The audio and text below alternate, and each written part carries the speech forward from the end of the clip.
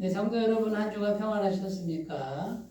오늘도 거룩한 주일 주님께 예배드리심으로 새 생명을 얻는 귀한 은혜가 있으시기 바라겠습니다. 다 같이 묵상 기도 드리심으로 주일 예배를 시작하겠습니다. 기도합니다.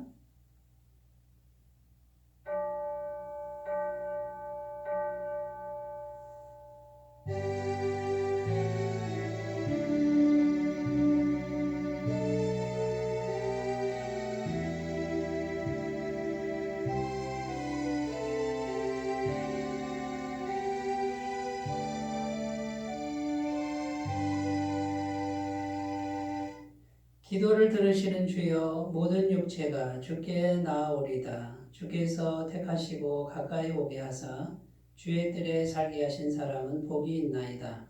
우리가 주의 집 곧 주의 성전의 아름다움으로 만족하리이다. 아멘. 엿새 동안 우주 만물을 창조하시고 제7일에 안식하신 창조주 하나님, 그 노동과 안식의 원리를 따라 거룩한 주일을 제정하시고 오늘 택함받은 성도들이 성전으로 올라와 살아계신 하나님께 찬양과 경배를 드리게 하시니 감사합니다. 예배하는 성도들에게 참된 믿음과 말씀 안에서 평안과 안식을 누리게 하여 주시옵소서. 거칠고 험한 세상 길에서 인생의 무거운 짐을 지고 방황하던 저희를 주님의 넓은 가슴에 품어주시고 정성을 다해 드리는 예배를 기쁘게 받아 주시옵소서. 부활과 생명의 주인이 되시는 우리 주 예수님의 이름으로 기원하옵나이다. 아멘. 다 같이 찬송가 15장을 함께 부르겠습니다. 15장입니다.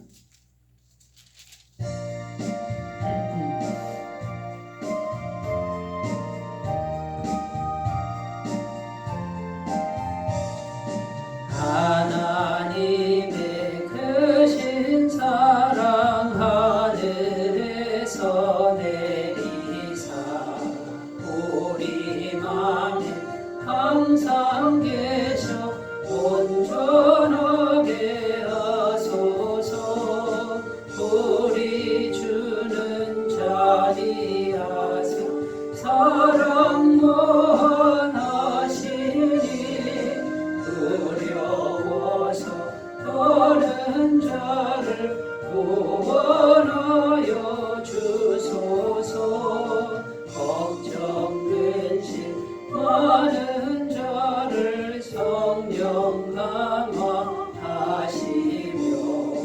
복과 은혜 사랑받아 영원하게 하소서.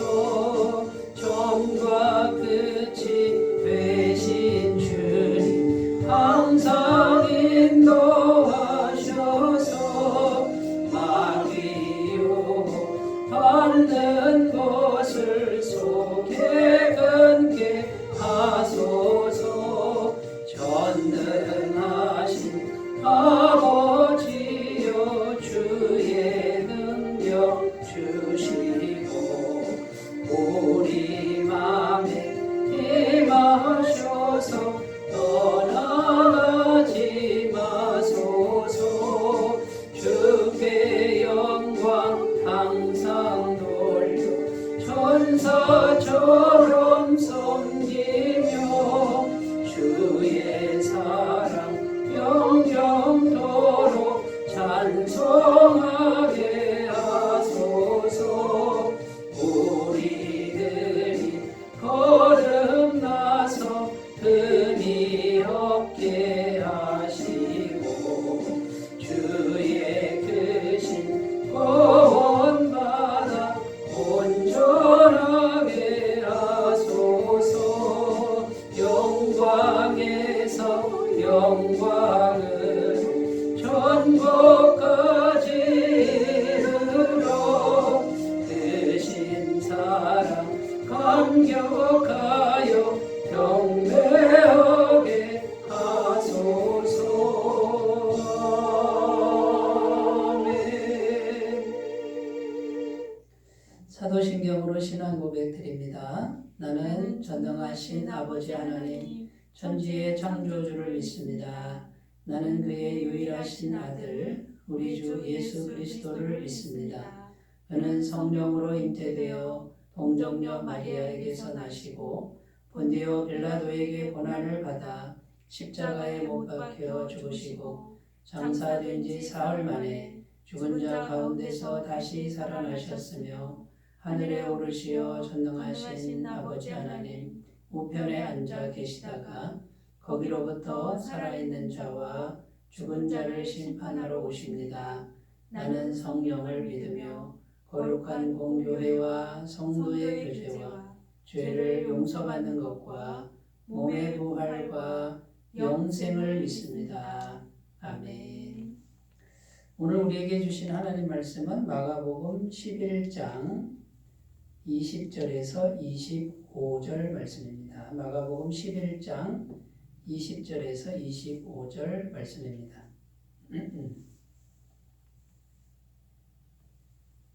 신약성경 74페이지 마가복음 11장 20절에서 25절 말씀을 제가 봉독해 드리겠습니다. 그들이 아침에 지나갈 때에 무화과 나무가 뿌리째 마른 것을 보고 베드로가 생각이 나서 여짜오되 라비여 보소서 저주하신 무화과 나무가 말랐나이다. 예수께서 그들에게 대답하여 이르시되 하나님을 믿으라. 내가 진실로 너희에게 이르노니 누구든지 이 산더러 들리어 바다에 던져지라 하며 그 말하는 것이 이루어질 줄 믿고 마음에 의심하지 아니하면 그대로 되리라. 그러므로 내가 너희에게 말하노니 무엇이든지 기도하고 구하는 것은 받은 줄로 믿으라. 그리하면 너희에게 그대로 되리라. 서서 기도할 때에 아무에게나 혐의가 있거든 용서하라. 그리하여야 하늘에 계신 너희 아버지께서도 너희 허물을 사하여 주시리라 하시니라. 아멘. 오늘 하나님 말씀을 통해서 크신 은혜가 있으시기 바라겠습니다. 오늘 말씀의 제목은 믿으면 그대로 되리라. 믿으면 그대로 되리라. 이런 제목으로 함께 은혜를 나누겠습니다. 이른 아침에 예수님께서 제자들과 길을 가고 계셨습니다. 그런데 베드로가 한 무화과 나무를 보니까 뿌리째 마른 것을 보았습니다. 그 전날 예수님이 그 무화과 나무를 저주하셨습니다. 예수님이 시장하셔서 무화과 나무에게 가서 무화과 열매를 찾으셨는데 잎사귀는 아주 무성했는데 무화과 열매가 하나도 없었다라는 거죠. 그런데 예수님이 저주하셨습니다. 내가 이제부터 영원토록 열매가 없을 것이다. 어제 저주하셨는데 아침에 가서 그 무화과 나무를 보니까 뿌리째 말랐다라는 것이죠. 그래서 베드로가 예수님께 이렇게 말합니다. 예수님, 그 무화과 나무가 뿌리째 말라버렸습니다. 이렇게 말씀을 드렸더니 예수님께서 22절 말씀에 보면은 이렇게 말씀하셨습니다. 이르되 하나님을 믿으라. 지금 무화과 나무가 뿌리째 말랐다고 지금 말씀을 드렸는데 예수님은 하나님을 믿으라. 이렇게 믿음에 대해서 말씀을 하셨다라는 것입니다. 그러니까 지금 예수님은 믿음에 대해서 지금 말씀하고 싶은 겁니다. 그 무화과 나무가 뿌리째 마른 그것을 보시고 제자들에게 믿음을 말씀하고 있으시다는 거예요. 그래서 하나님을 믿으라 이렇게 말씀하신 것인데 지금 예수님은 뭔가 믿음을 찾고 계신데 그때 당시 이스라엘 나라는 마치 무화과 나무와 같았다라는 겁니다. 잎사귀는 아주 무성했습니다. 그 잎사귀가 무성하다는 것은 신앙의 행위나 형식이 아주 많았다는 겁니다. 제사 드리고 구제하고 기도하고 헌금 드리고 손을 씻고 정결케 하고 그러니까 잎사귀 신앙의 형식, 신앙의 행위는 굉장히 많은데 열매가 없었다라는 거죠. 이 열매가 뭡니까? 신앙의 능력을 말하는 거예요. 참된 믿음, 보이지 않는 마음속에 있는 참된 믿음이 없었다라고 지금 이렇게 말씀하고 있는 것이죠. 그래서 예수님은 너무나도 안타까워하셨고요. 그 무화과 나무를 보면서 이스라엘 백성들, 지금 이스라엘 나라를 보고 계신 것이고요.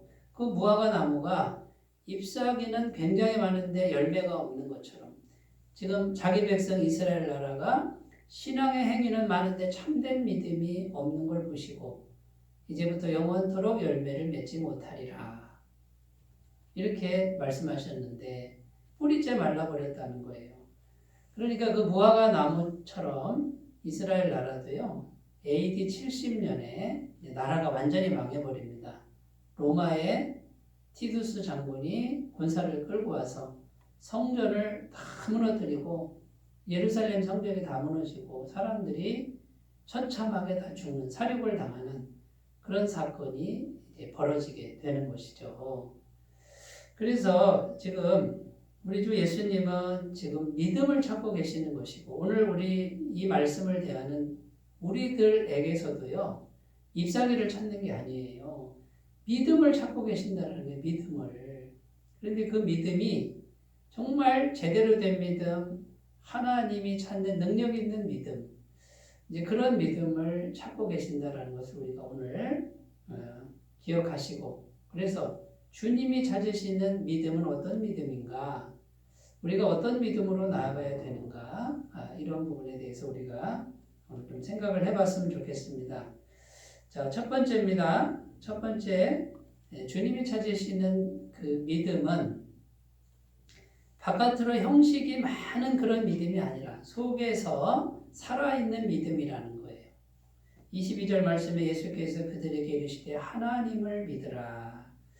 그러니까 하나님을 신뢰하는 믿음인데 오늘날 하나님은 성령님으로 우리 안에 계시죠.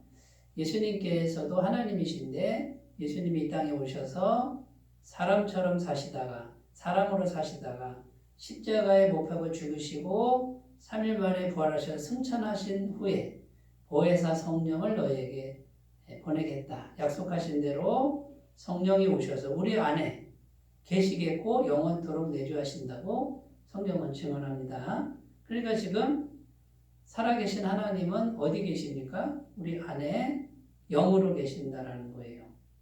그러면 하나님을 믿으라 했을 때 이 믿으라라는 단어가 신뢰하다 또는 신실하다 이런 뜻이 있어요. 그러니까 우리 안에 계신 성령님을 인격적으로 신뢰하는 믿음이에요. 성령님은 물질이 아니고 살아계신 인격체인데 그 성령님, 눈에 보이지 않는 성령님이 살아계신 분이고 전능하신 분이고 우리를 사랑하시는 살아계신 인격을 가지신 분인 것을 신뢰하는 믿음을 가지라. 이런 의미가 되겠습니다. 로마서 1장 17절 말씀에 이렇게 기록합니다. 복음에는 하나님의 의가 나타나서 믿음으로 믿음에 이르게 하나니 기록된다. 오직 의인은 믿음으로 말미암아 살리라 함과 같으니라. 여기 보시면 믿음으로 믿음에 이르게 한다 이렇게 되어 있습니다. 그런데 믿음으로 믿음에 이르게 한다 요거를 많은 분들이 해석을 하는데 여러 가지로 해석을 합니다. 그래서 이 첫 번째 믿음과 두 번째 믿음이 차이가 있다는 거예요. 똑같은 믿음이 아니라는 거죠.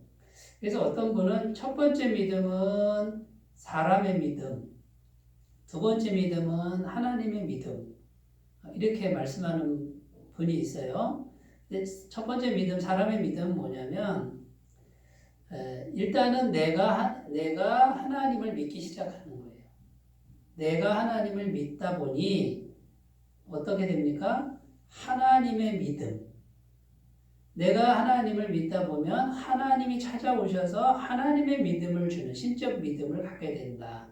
이렇게 해석하는 분도 있고요. 또 어떤 분은 반대로 해석합니다. 아니다. 믿음은 선물이기 때문에 우리가 먼저 믿을 수 있는 게 아니다. 먼저 하나님의 믿음을 주셔서 우리 안에 믿음을 일으킬 때 그때 우리는 제대로 진실되게 신실하게 하나님을 우리가 적극적으로 믿을 수 있다라고 이렇게 반대로 또 해석하는 분도 있다라는 것입니다. 그런데 여러분 어떻게 해석을 하든지 간에 이 두 믿음은 하나는 인간의 믿음을 말하는 거고 또 하나는 하나님의 믿음을 말하고 있는 거예요. 자, 그래서 우리는 질문을 해야 됩니다. 내가 하나님을 믿을 때 이거는 내 믿음인가 아니면 성령님이 내 안에서 계속해서 역사해서 주시는 믿음인가? 그런데 여러분 이 두 가지가 우리 안에 다 있어야 된다는 거죠. 왜냐하면 성령님과 우리는 인격적으로 만나고 있는 거예요. 그러니까 성령님은 거룩하시고 깨끗하시고 사랑이 많으신 분이니까 우리도 그분에게 깨끗하고 거룩하고 사랑으로 반응해야 성령님과 우리가 신뢰 관계가 형성될 수 있다는 것이고요. 그래서 우리가 진실되게 신뢰하고 믿으면 성령님이 우리 안에 오셔서 성령님의 믿음을 계속 공급해 주어서 이제는 믿어지는 믿음이에요.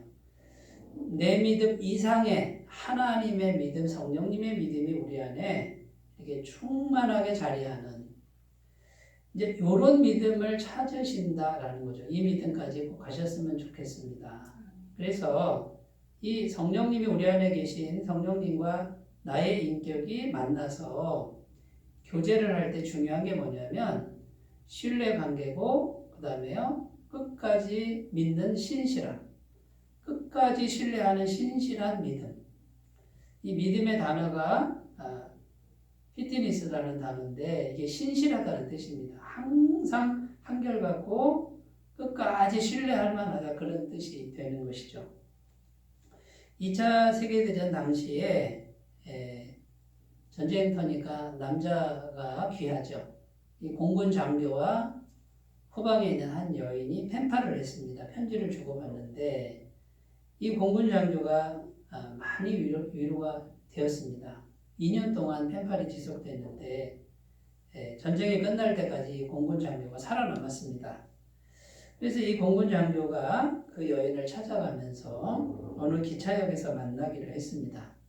약속을 한 게 뭐냐면 빨간색 옷을 입고 나온 여인, 그 여인인 줄 알겠다. 그러니까 빨간색 옷을 입고 나오라고 했고요. 빨간색 옷을 입고 나오면 내가 장미꽃을 주겠어.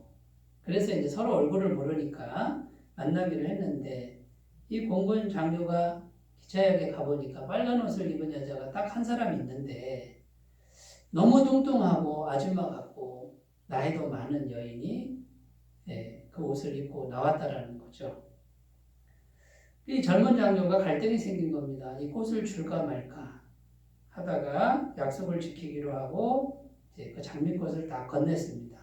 근데 그 여인이 웃으면서 이렇게 말합니다.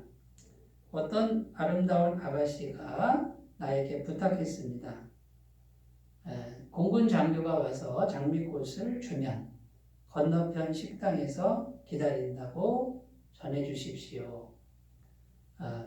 이런 말을 했다는 것이죠. 여러분, 만약에 장미꽃을 주지 않았으면 어떻게 되겠습니까? 관계는 끝난 것이죠. 그런데 끝까지 약속을 믿고 내 뜻대로 되는 것 같지 않은데 그런 기분이죠. 그래서 중간에 만약에 포기했다. 이것은 신실함을 버린 겁니다. 신뢰를 버린 것이죠. 그래서 그걸 중단하면 어떻게 될까요? 관계는 깨지는 거예요. 그런데 끝까지 신실하고 끝까지 신뢰하는 약속을 믿는 그 신뢰를 가지고 다가갔을 때 정말 아름다운 여인을 얻을 수 있었다라는 것입니다. 여러분, 우리 안에 계신 성령님, 그 성령님이 눈에 보이지 않습니다. 영이시기 때문에 마치 없는 것 같습니다. 그런데 성경은 약속합니다. 그 성령님은 하나님이시라고요. 제3의 하나님이시고 전능하시고 우리를 영원토록 사랑하시고 우리 안에서 영원토록 떠나지 않으신다는 이 약속의 말씀을 붙들고 어떤 일이 벌어져도 내 뜻대로 안 되는 것 같아도 끝까지 신뢰하시는 분들은 하나님의 믿음에, 하나님이 기뻐하시는 믿음에 이르게 되고 그 믿음을 통해서 하나님의 은혜를 충만하게 경험하게 될 줄로 믿습니다.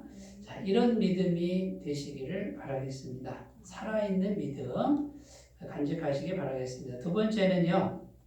오늘 말씀을 통해서 하나님이 찾으시는 믿음은 성령님의 기적을 믿는 믿음이라는 것입니다. 오늘 말씀 23절에 보면 내가 진실로 너에게 이르노니 누구든지 이 산더러 들리어 바다에 던져지라 하며 그 말하는 것이 이루어질 줄 믿고 마음에 의심하지 아니하면 그대로 되리라. 여기 보면 이 산더러 들리어 바다에 던져져라 하고 말을 하라는 거죠. 그 말하는 것이 이루어질 줄 믿고 의심하지 않는 그런 믿음이면 그대로 될 것이다. 지금 이렇게 말씀하고 있는 거예요. 여러분, 이런 믿음을 사람이 가질 수 있겠습니까? 자, 이런 믿음은 사람이 만들어낼 수 있는 믿음이 아니라는 것입니다. 자, 이런 믿음이 생기려면 내가 만들어내는 믿음 이상이 돼야 되는데 내 안에 계신 성령님은 충분히 하실 수 있다라는 믿음을 우리가 가져야 됩니다. 그러니까 내가 하는 게 아니죠. 믿음은 누구를 믿어요? 성령님을 믿는데 이 성령님은 이 산을 들어서 던져지라 하면은 그대로 하시는 분이다라는 거예요. 그러니까 우리가 이제 말씀을 듣고 우리는 어떻게 반응해야 됩니까? 나는 못합니다. 그러나 내 안에 계신 성령님은 얼마든지 기적을 행할 수 있다라는 성령님의 기적을 믿는 믿음으로 나아가라는 거죠. 오늘 말씀에 보면 이 믿음을 가지기를 주님은 원하신다라는 겁니다. 마가복음 9장 23절에 예수께서 이르시되 할 수 있거든이 무슨 말이냐? 믿는 자에게는 능히 하지 못할 일이 없느니라.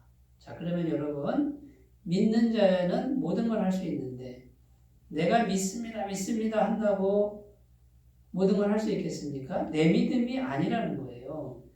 누구를 믿는 거예요? 내 안에 계신 하나님의 영이 전능하신 분이라는 것을 믿고 그리고 내가 생각을 제한하지 않고 기적의 믿음으로 내 안에 계신 성령님께 성령님은 하실 수 있습니다 라고 믿는 믿음을 가지면 그 믿음을 가진 사람은 능히 하지 못할 일이 없느니라 이런 뜻이 되겠습니다. 자, 그러면 이 믿음은 어떻게 가질 수 있습니까? 마가복음 9장 29절에 이르시되 기도 외에 다른 것으로는 이런 종류가 나갈 수 없느니라. 그러면 우리가 기도를 하는 거예요. 기도를 쭉 하다 보면은 성령님이 오셔서 우리가 지금 어떤 문제, 불가능한 문제를 놓고 기도를 합니다. 성령님이 오셔서 성령님의 믿음, 기적을 믿는 믿음을 부어주시는 거죠. 그러면 우리 믿음으로는 계속 의심이 됩니다. 불안하고 의심이 되지만 성령님이 오셔서 기도할 때 계속 성령님을 구하고 기적의 믿음을 달라고 기도하면 성령님의 믿음을 부어주신다라는 거고요. 그 성령님의 믿음이 우리 안에 충만하게 되면 그대로 되리라. 이렇게 지금 말씀하고 있습니다. 어느 시골 마을에 할머니가 산마을에 살고 계셨습니다. 그런데 그 산이요, 뒤에 산이 있는데 그 산이 산사태가 자주 나는 거예요.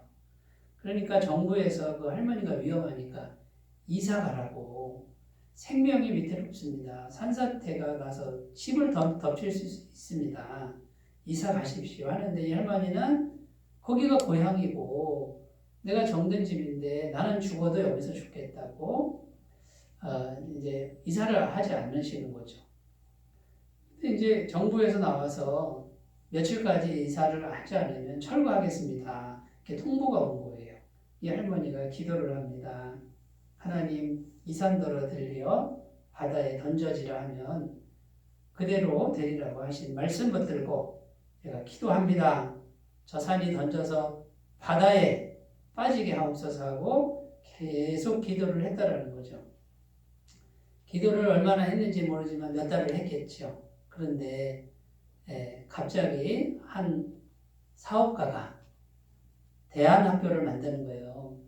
대안학교를 만드는데 그 산을 산 거죠. 그 산을 사서 거기를 평지로 닫고 거기 학교를 세우는데 거기 이제 산을 깎을 거 아닙니까? 산을 깎아서 그 흙이 바다에 가서 흙을 부어가지고 바다는 간척지를 만들고 그 산에 학교가 세워지는 놀라운 역사가 벌어졌다는 거예요.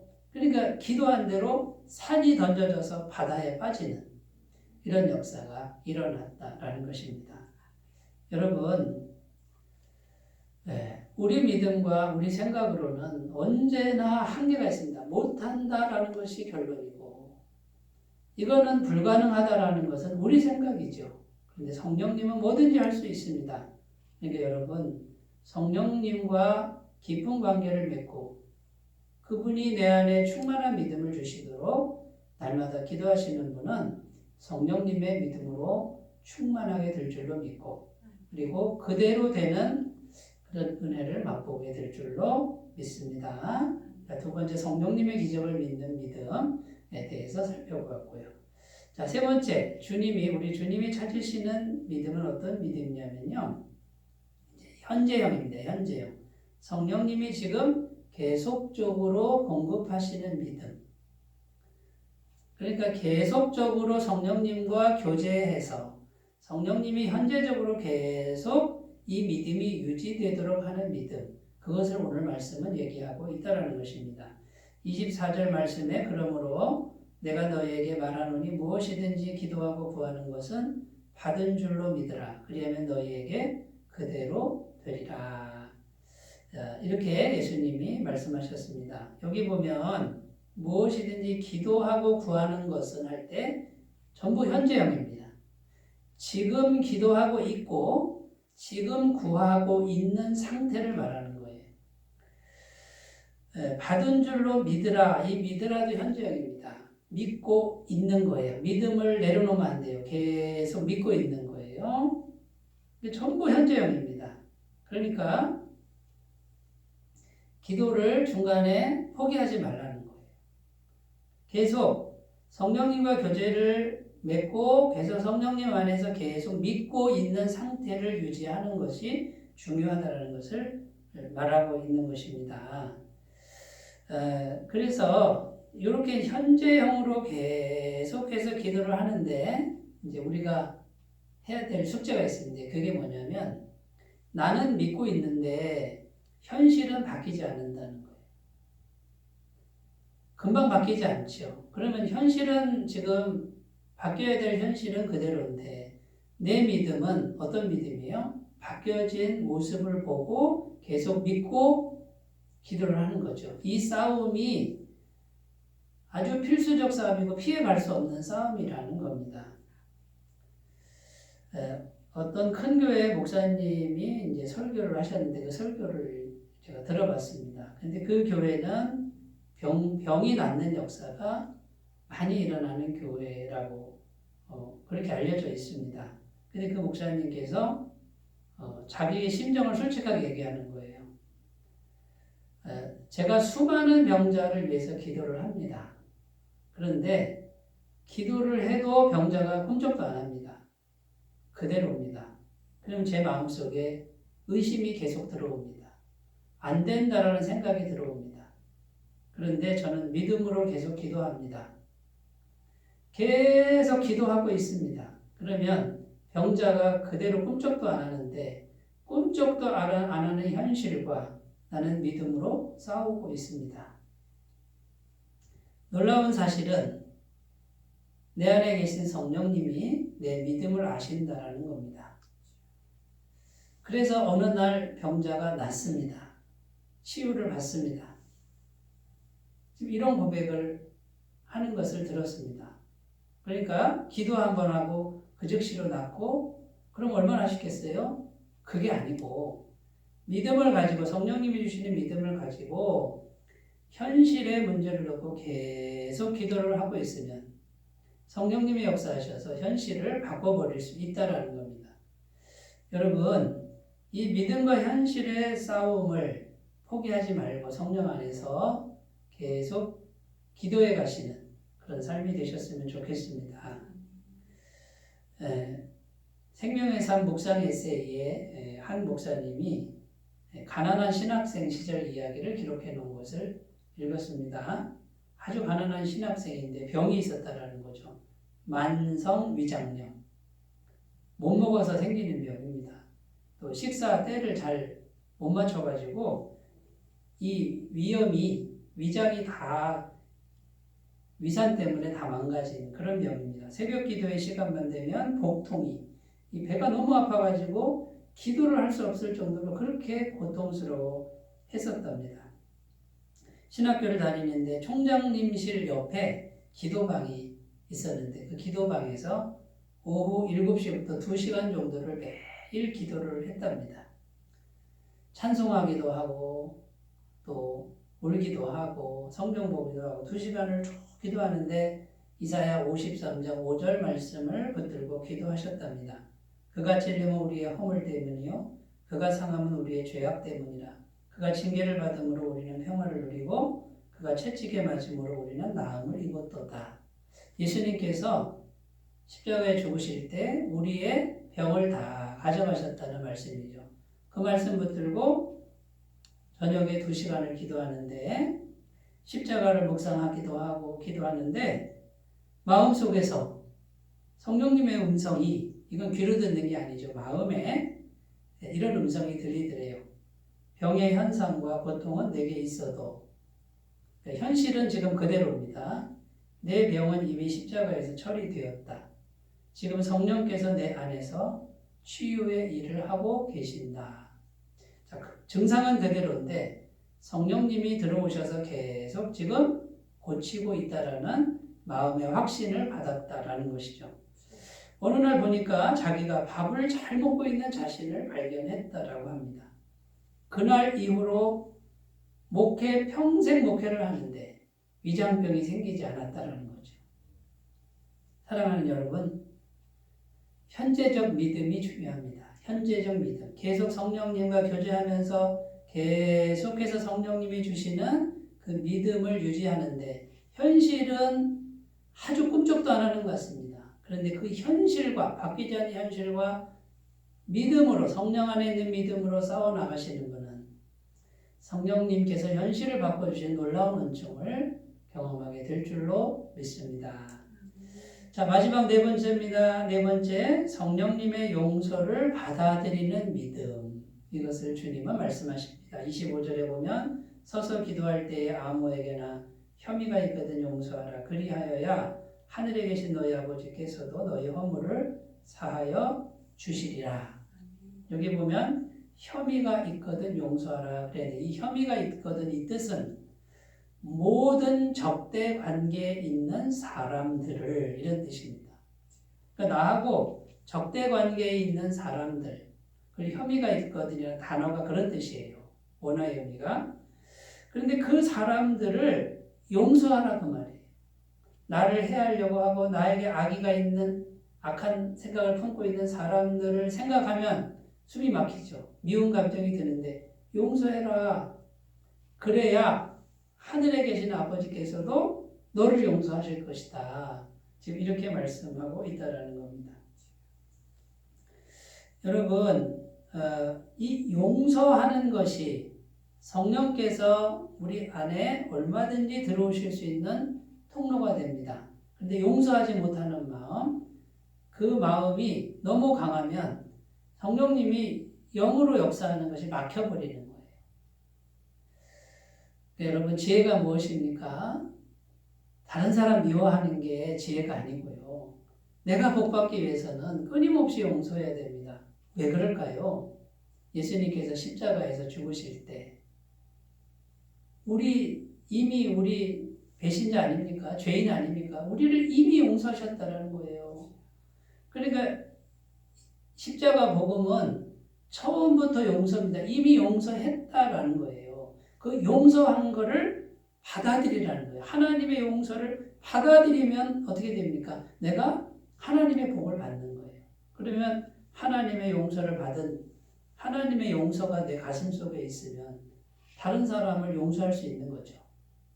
하나님의 용서를 받아들이지 못하면 어떡합니까? 다른 사람 요만한 잘못도 용서를 못하게 되는 겁니다.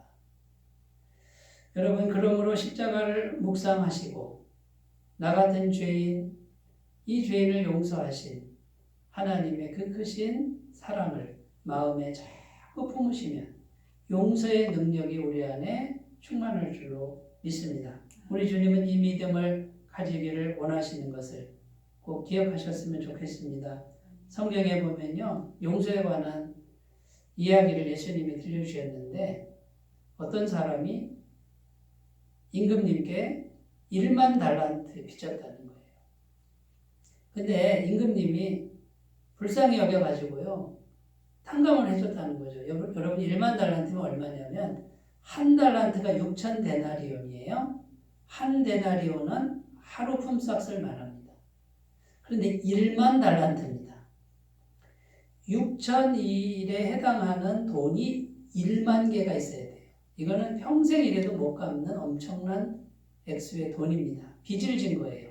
근데 성경은 이 빚이라는 단어와 죄라는 단어가 같습니다. 1만 달란트 빚졌다 이 말은 우리가 하나님 앞에서 빚진 걸 말하고 죄 지은 걸 말해요. 이거는 평생 일해도 못 갚는, 우리 힘으로는 도저히 갚을 수 없는 그 죄를 말합니다. 그런데 임금님이 하나님이시죠. 탕감을 해줬다는 거예요. 그런데 이 사람이 탕감받고 나가서 100데나리온 빚진 사람을 만났습니다. 100일치 품삯이면 갚을 수 있는 돈 아닙니까? 그러면 자기는 1만 달란트 탕감 받았으면 100데나리온 빚진 사람 탕감해줘야 되잖아요. 그런데 멱살을 잡고 감옥에 가두고 내 돈을 갚을 때까지 그렇게 마음을 단단히 먹고요, 그 사람을 그렇게 못 살게 했다는 거예요.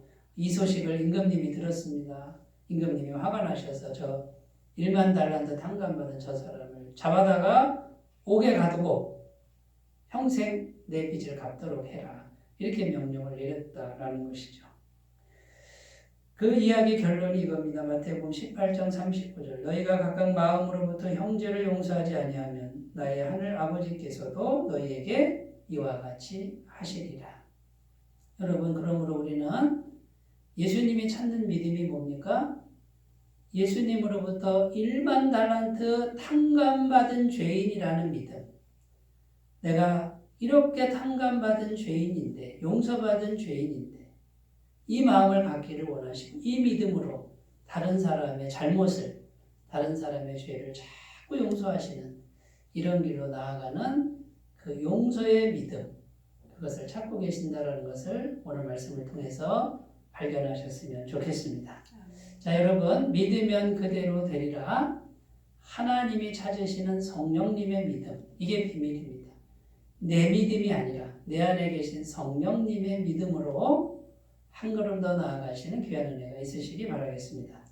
기도합니다. 하나님 아버지, 믿으면 그대로 되리라. 어떻게 그럴 수 있습니까? 내 믿음으로는 불가능하나 내 안에 계신 성령님의 존재를 우리가 분명히 알고 성령님이 주시는 신적인 믿음으로는 가능합니다. 이 믿음 안에서 우리 믿음도 성장할 수 있게 도와주옵소서. 기적을 믿는 믿음 되게 하시고 현재적 믿음이 되게 하시고 용서하는 믿음이 되게 하옵소서. 예수님의 이름으로 기도드립니다. 아멘. 찬송가 545장을 함께 부르겠습니다. 545장.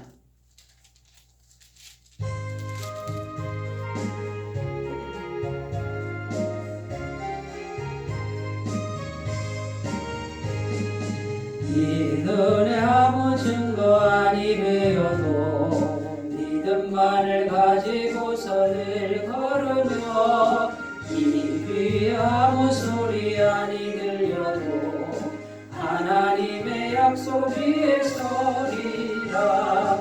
걸어가세 믿음 위에 서서 나가세 근심 버리고 걸어가세 믿음 위에 서서 등과 뒤에 아무 증거 없어도 이 눈이 보기에는 어떠하든지 이미 얻은 증거대로 늘 믿으며 희망에 의심 없이 살아갈 때에 우리 소원 주 안에서 이루리.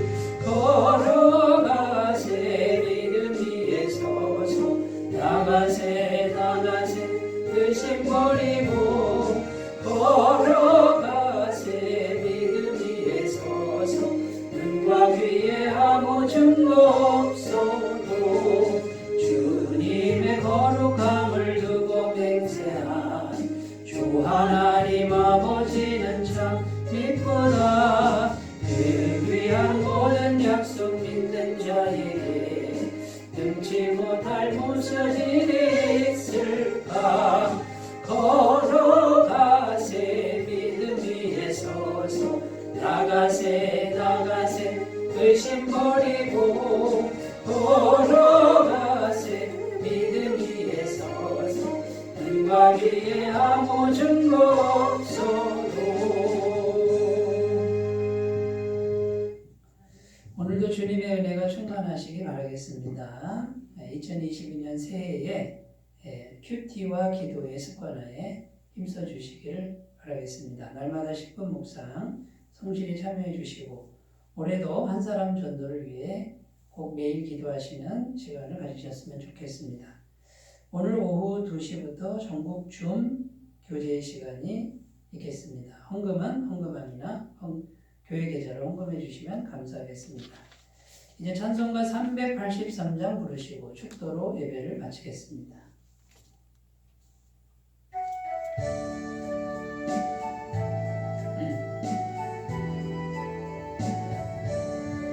눈을 들어 산을 보니 도움 어디서나 천지지근 주 하나님 나를 도와주시네.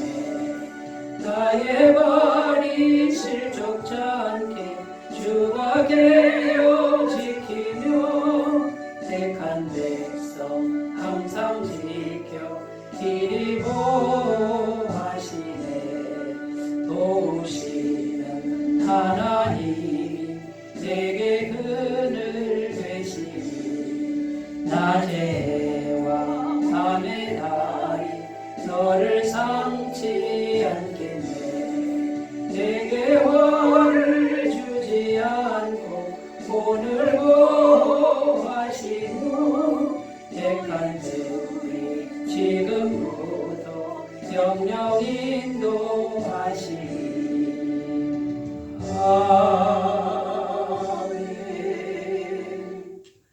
이제는 우리 주 예수 그리스도의 은혜와 하나님 아버지의 무한하신 사랑하심과 성령님의 감화감동 교통 역사 내주하시는 은혜가 새로운 믿음으로 새롭게 인생을 살며 기적의 믿음을 갖기를 소원하는 주의 모든 백성들에게 영원토록 함께 하시기를 간절히 축원하옵나이다. 아멘.